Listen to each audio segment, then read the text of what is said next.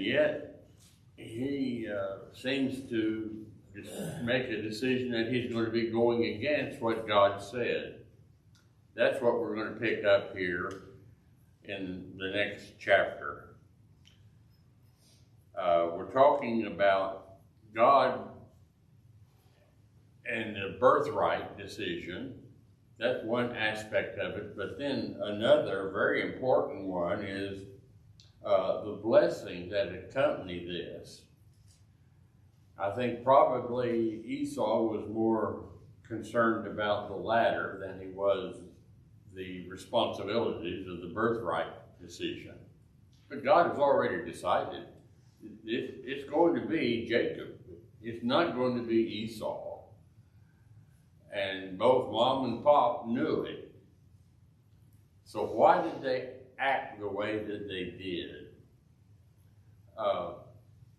That's a question, I guess, that is going to continue right on down through the generations until the time is no more.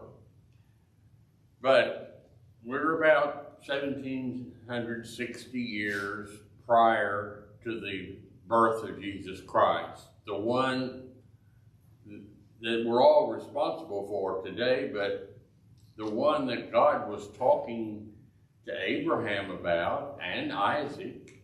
It's through your seed. Elsewhere, in Isaac shall thy seed be called, we read. So let's take a look at chapter 27, verse 1. It came to pass that when Isaac was old and his eyes were dim and he could not see, in other words, he's blind, that he called Esau, the oldest boy, and said to him, my son? And he said, behold, here am I. And he said, behold now, I'm old. This is Isaac talking to Esau, his son. I am old. I don't know the day of my death.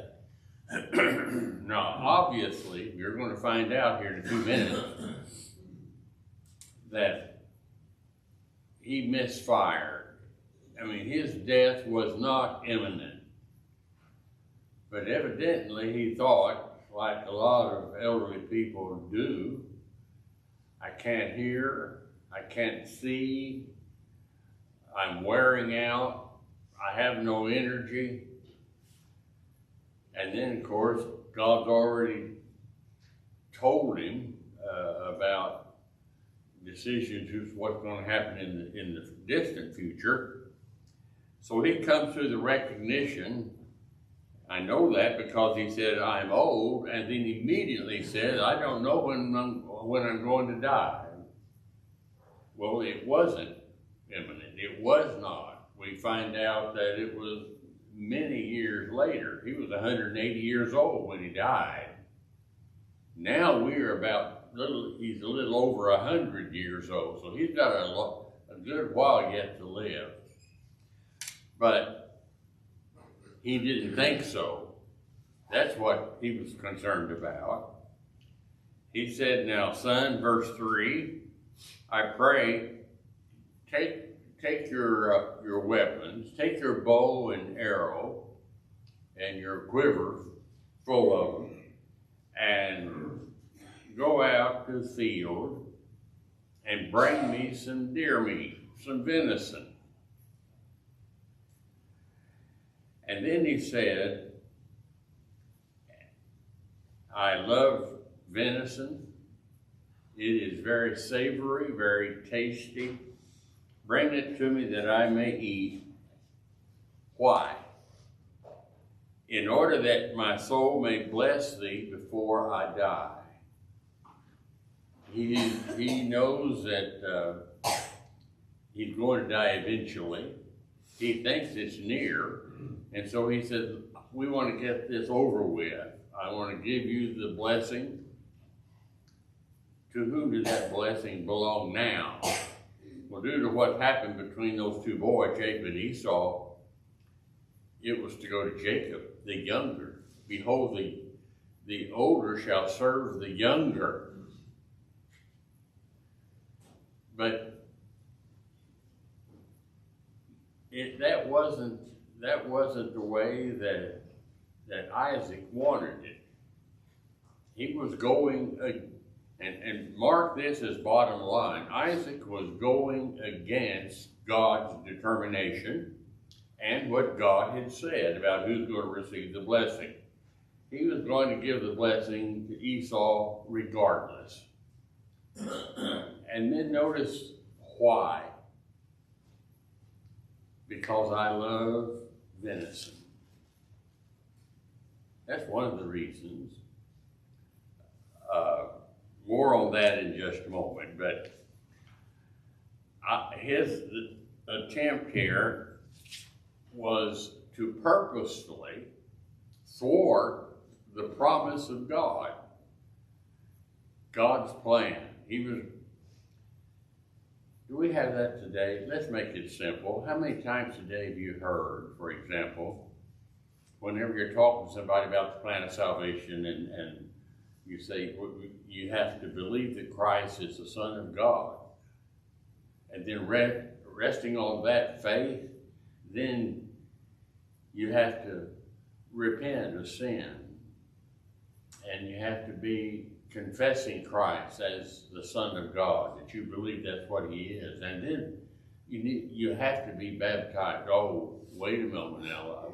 Our church doesn't teach that. Our church says baptism has nothing to do with salvation. Is that not a direct attempt to thwart the purpose of God? How is it any different than what Esau and Isaac were planning? They knew what God's purpose was. Today, when people ask the question, what must I do to be saved?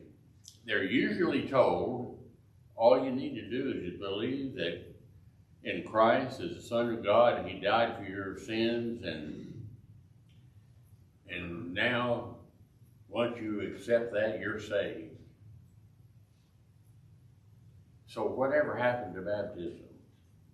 Somebody is trying to thwart the purpose of God. How do I know that? Listen to the Son of God. He that believes and is baptized shall be saved. 1 Peter 3:21, baptism does now save you. And yet, in direct contradiction, there are thousands of people occupying pulpits today who say, no, it doesn't. Baptism doesn't save anybody. We still have those who want to thwart God's purpose.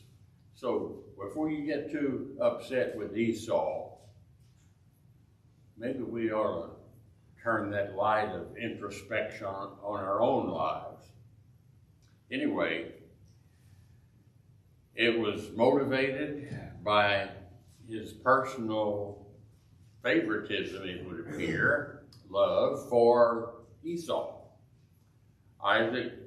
Isaac was determined that Esau was going to be the one that he was going to bless, even though God said, Jacob is my choice.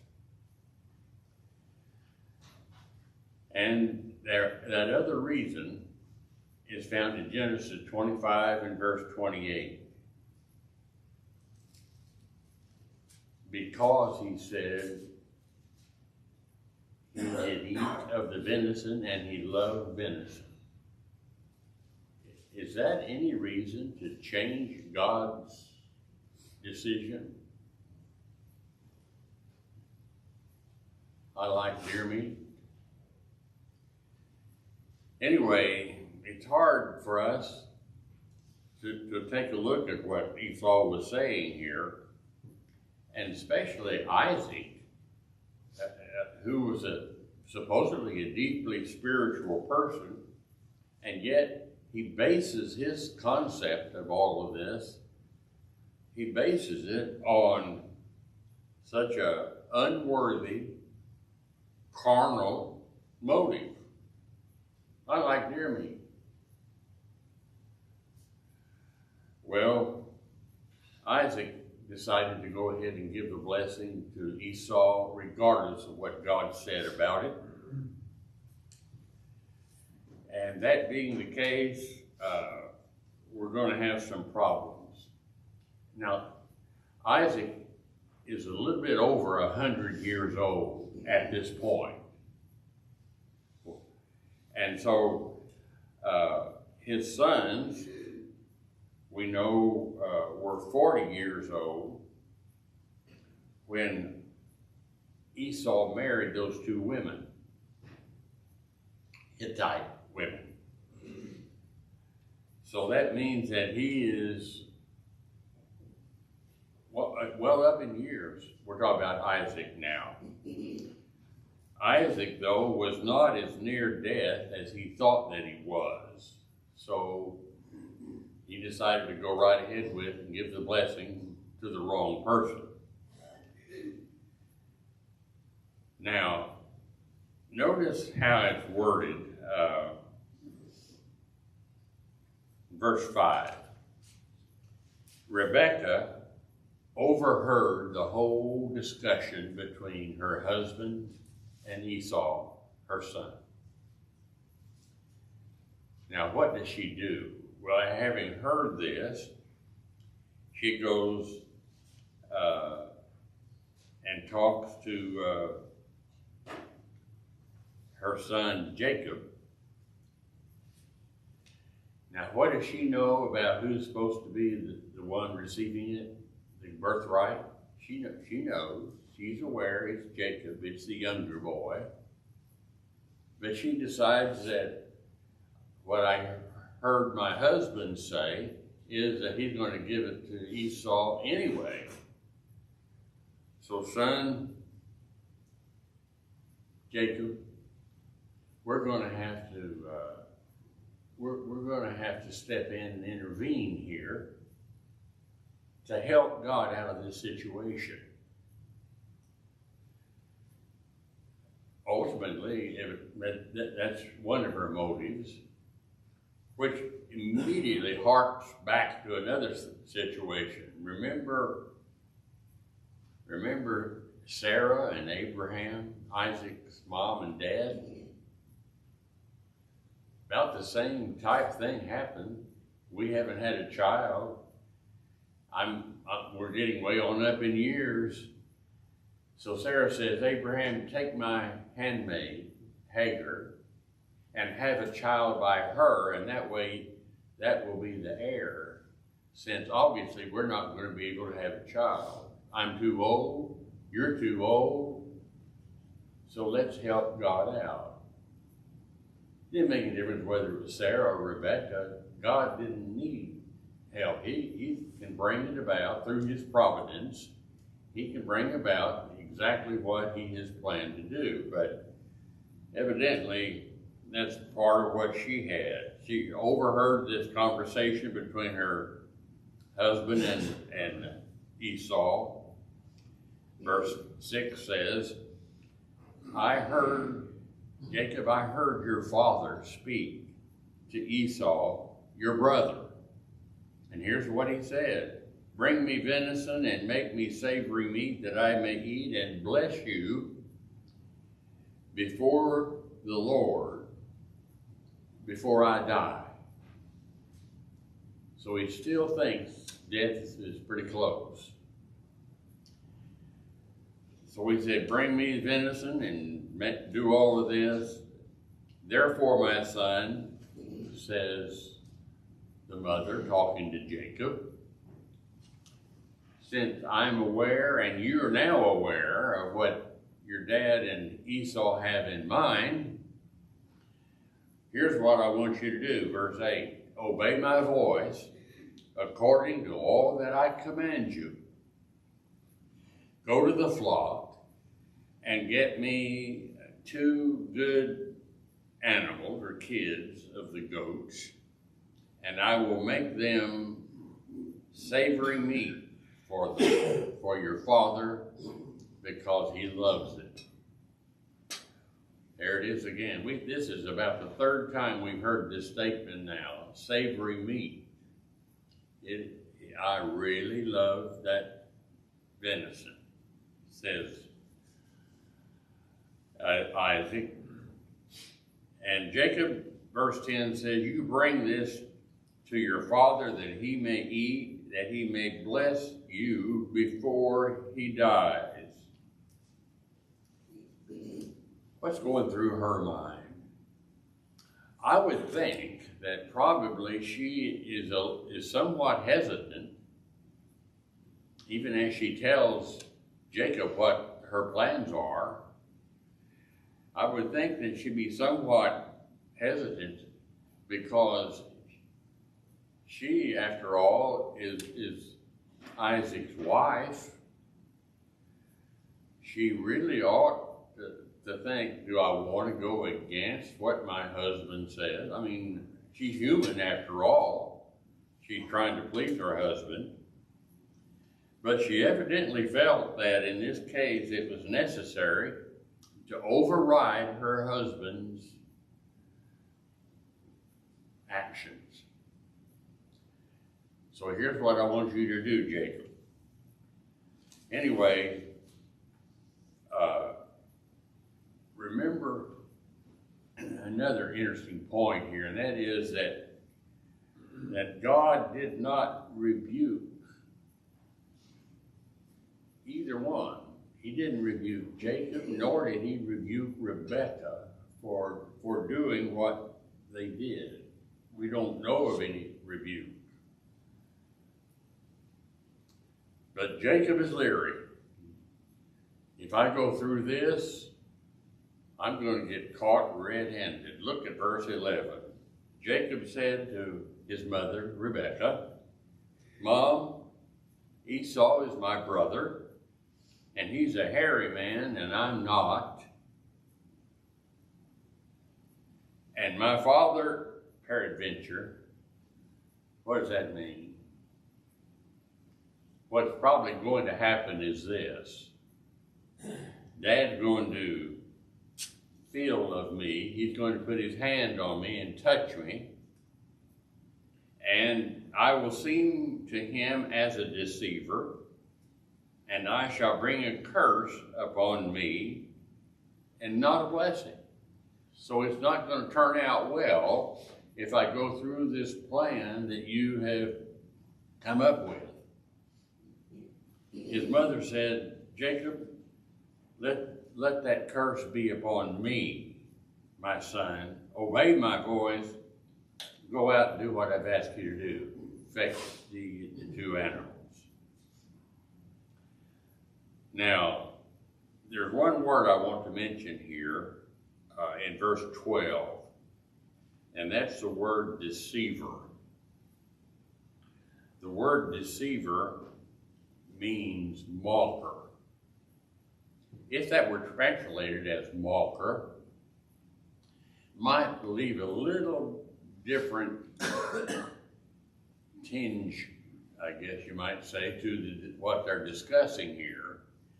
Instead of deceiving, it could be possible, I don't know if this is the case, but some have mentioned it, that since he used that word, that means just when Father discovers what's going on here,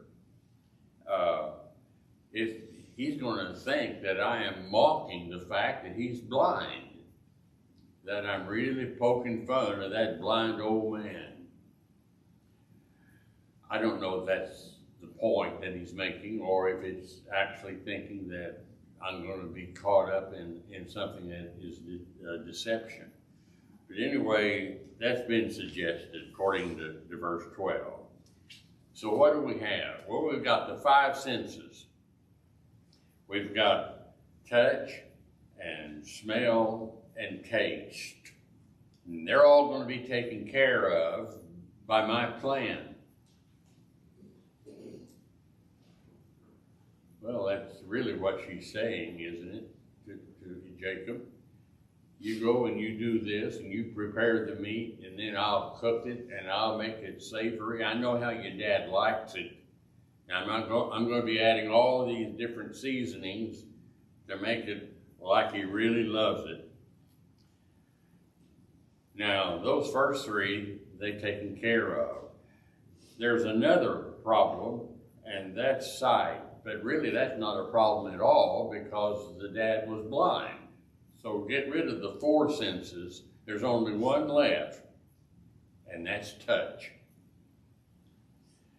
Dad's going to touch me. He's going to want to feel of me. So what do I do then?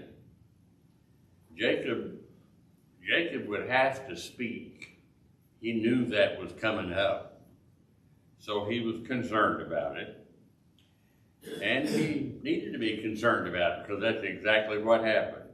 Let's take a look. Jacob said to his father, this is verse 19. Well, first of all, let's go back to 18.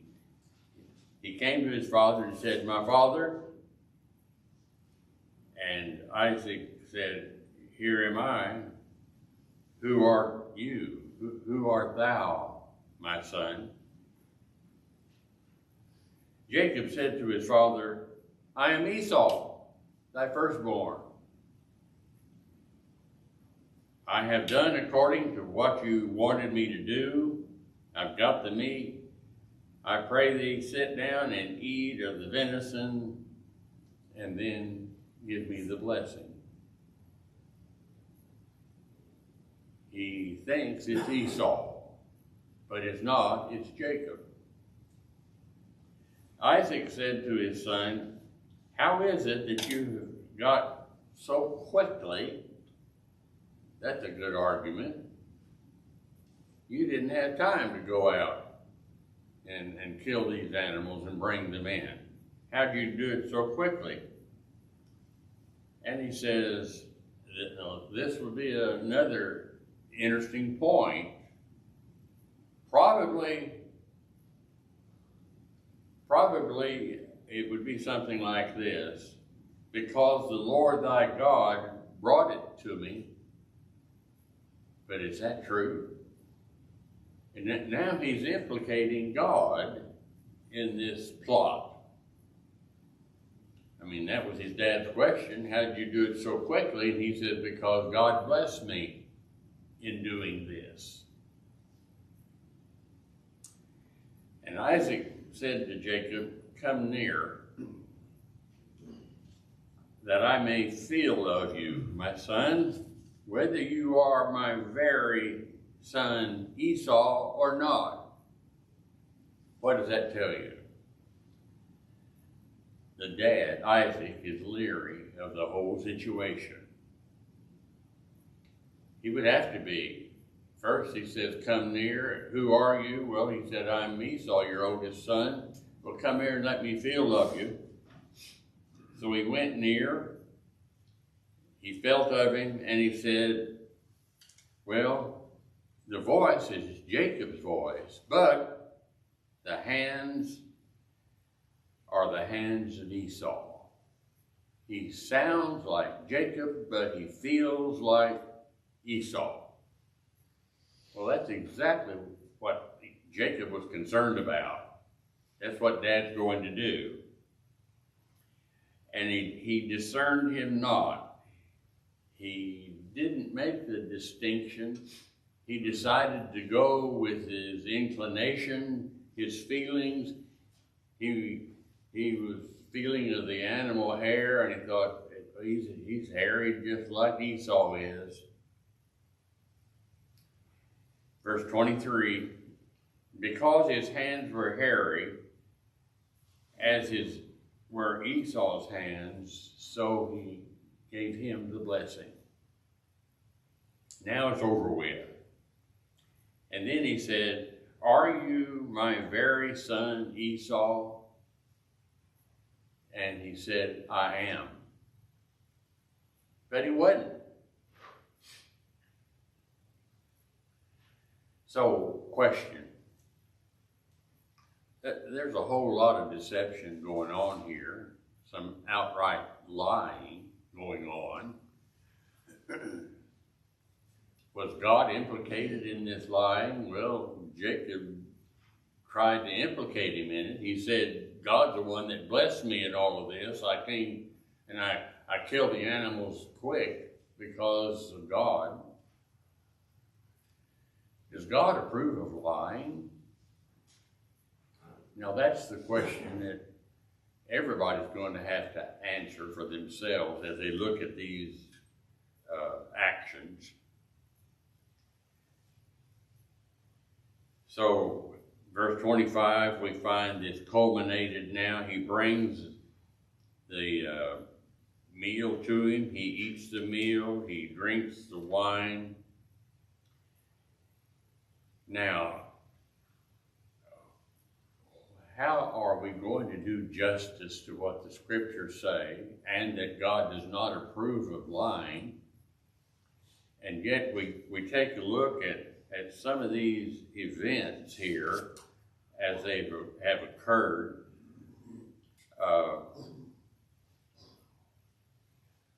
It is deception, obviously.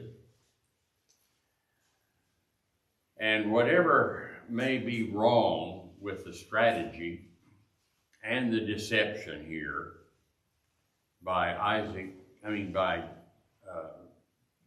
Rebekah primarily and her younger son Jacob, yet the sin of Esau and his daddy Isaac was more grievous.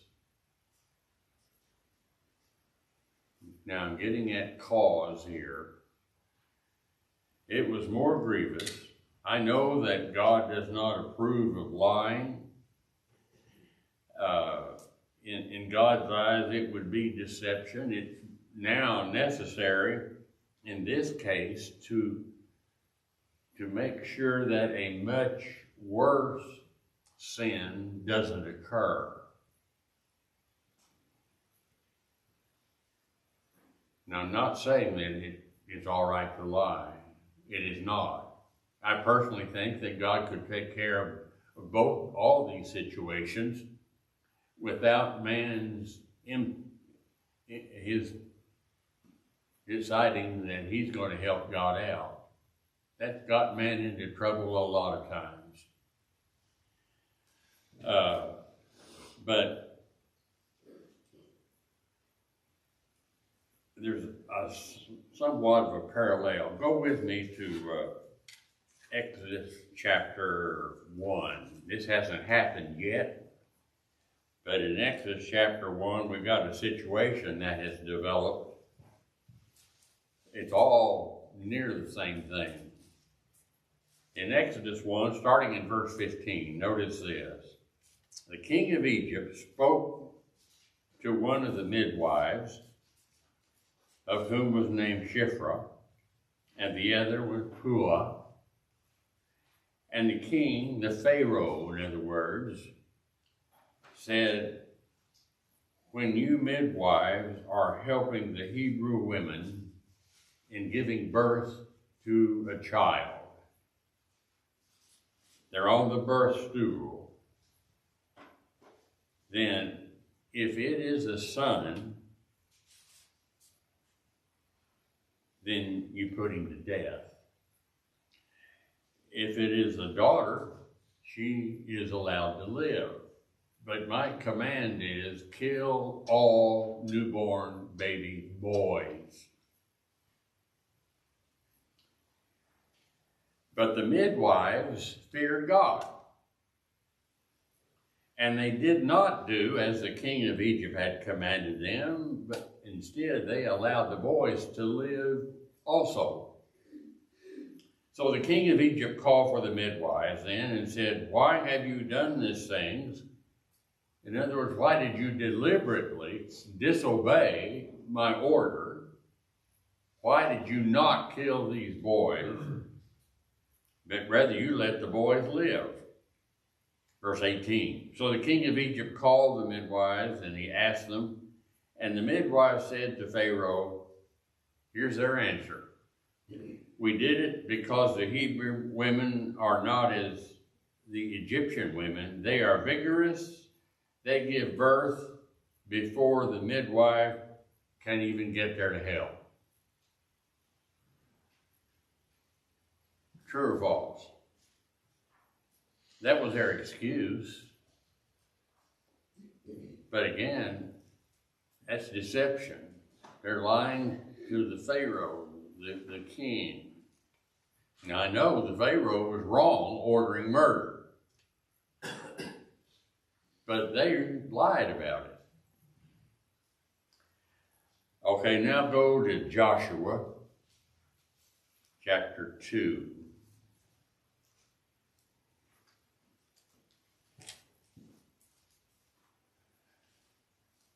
Joshua chapter 2, and we're going to start about verse 3. They commanded the people, when you see the ark of the covenant, no, I'm sorry, that's Joshua 3, Joshua 2, verse 3.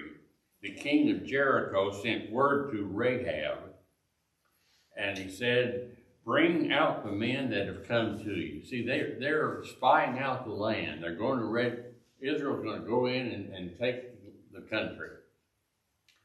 So they sent these sentries in there to spy it out. And notice what verse 1 says, go view the land, especially Jericho. So they went and came into the house of a harlot whose name was Rahab and lodged there. That's where these spies stayed. And it was told the king of Jericho, saying, behold, the men from these are Israelites, the sons of Israel, have come tonight to search out the land. And the king of Jericho sent word to Rahab and said, bring the men that have come to you. Bring them out, Rahab. They've entered into your house, for they have come to search out all the land. Now over in chapter 6, look at verse 25. Rahab the harlot and her household and all that she had was saved when Jericho fell. She was rewarded. All of her family was saved if they were in that house. She was rewarded by God. And Joshua was spared, and she has lived in the midst of Israel to this day, because she hid the messengers that Joshua sent in to spy out the country. Question: did Rahab lie? Yeah, she did. I mean, it's obvious that she lied. Did the Hebrew midwives lie? Well, yes. Well, King, you just don't know what those Israeli women are like. That it doesn't take them long to give birth. They're pregnant. Now it's close to the time of their birth, and before we could even get there, the children are born. Well, that wasn't true. That was a lie. But what if, on both these occasions, the Hebrew women and Rahab, what if they had told the truth?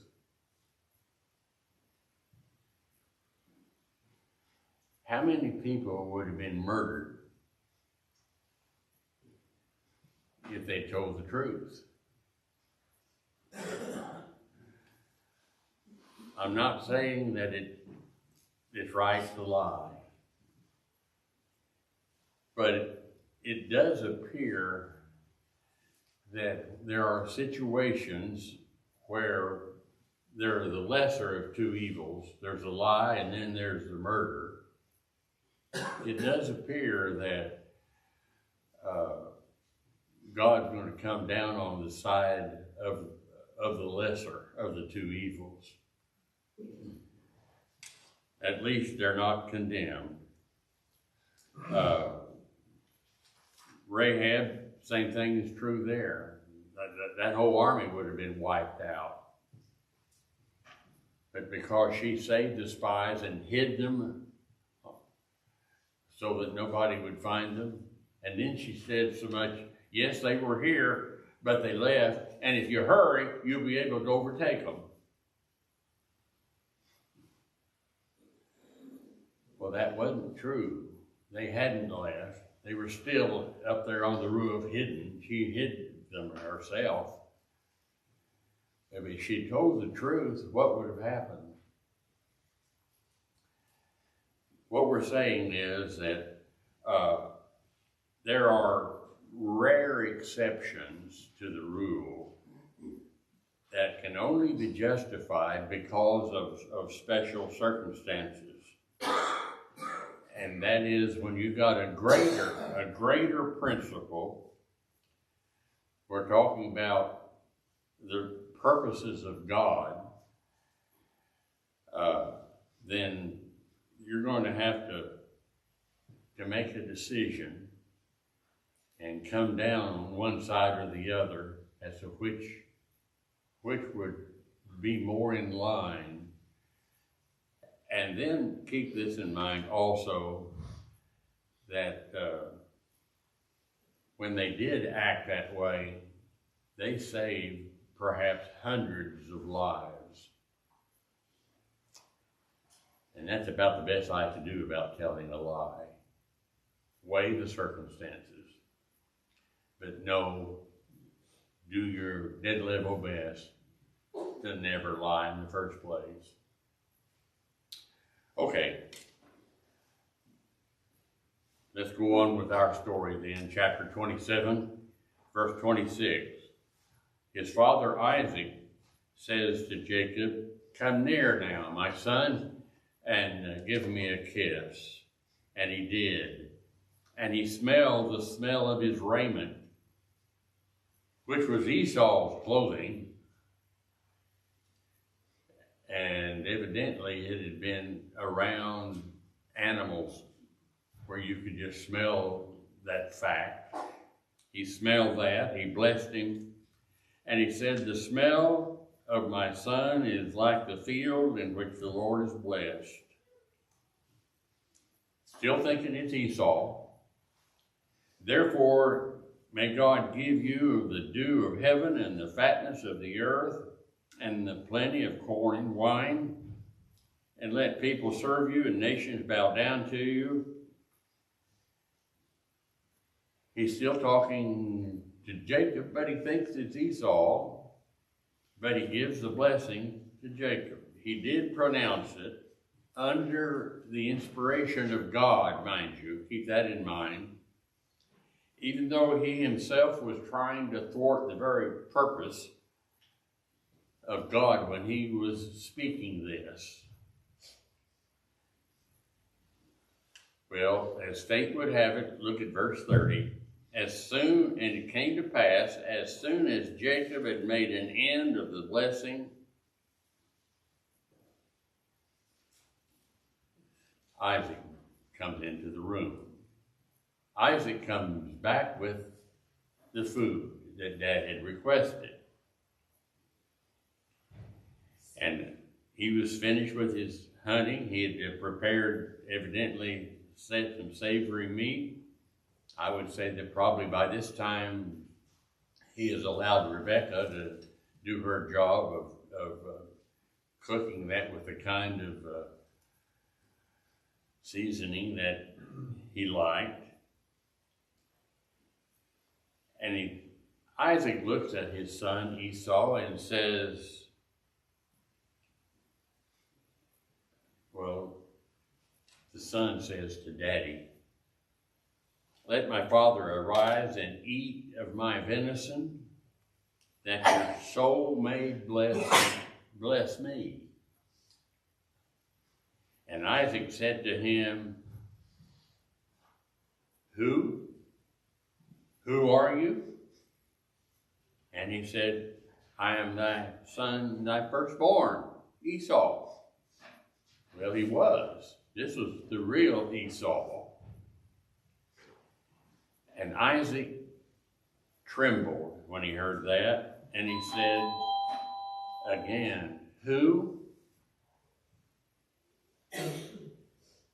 Where is the one then that has taken the venison and brought it to me? And I've already eaten before you got here, and I've already given him the blessing. Who was that?" And When Esau heard the words of his father, he cried with a bitter cry, and he said, Father, bless me, even me also, O my father. And the brother came, your brother, he said, came with subtlety, deception on his mind, and has taken away your blessing. And Isaac said, is he not well named? He has taken twice, he has supplanted me. He has taken my place twice.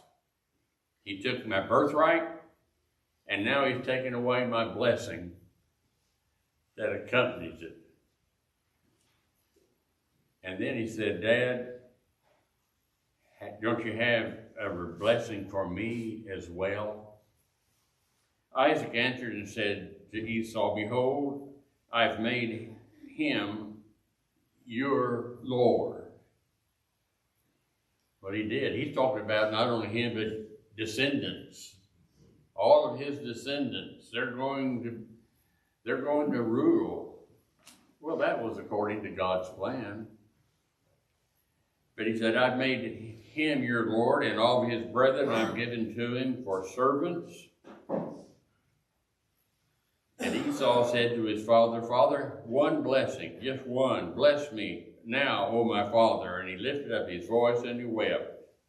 And Isaac, his father, answered him and said, behold, thy dwelling shall be as the fatness of the earth and the dew of heaven. And by the sword you shall live. And so on.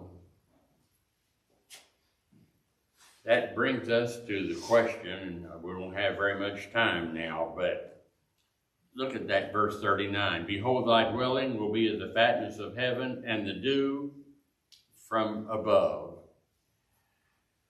I want to read this from the New King James.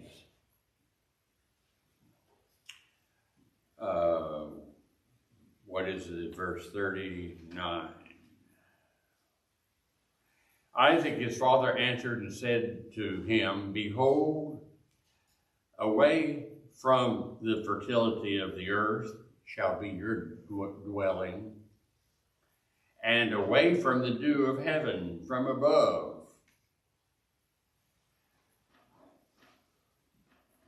And then, not only that, that's a New American Standard Version, but if you have the American Standard Version, it just flat inserts that in the footnote down below, and it says, away from. You'll not have the blessings, you're going to be away from those blessings. And that's exactly what did occur, because where did the descendants of Esau, the Edomites, live? They lived down south of this area where the Herods came from later on. And it was a rugged territory. It was not blessed with all God's blessings. So we've got a difference here between King James and the American Standard, and the New American Standard. It would appear that the New American Standard does the better job of telling what really went on. We'll pick up here next week. Thanks for your time.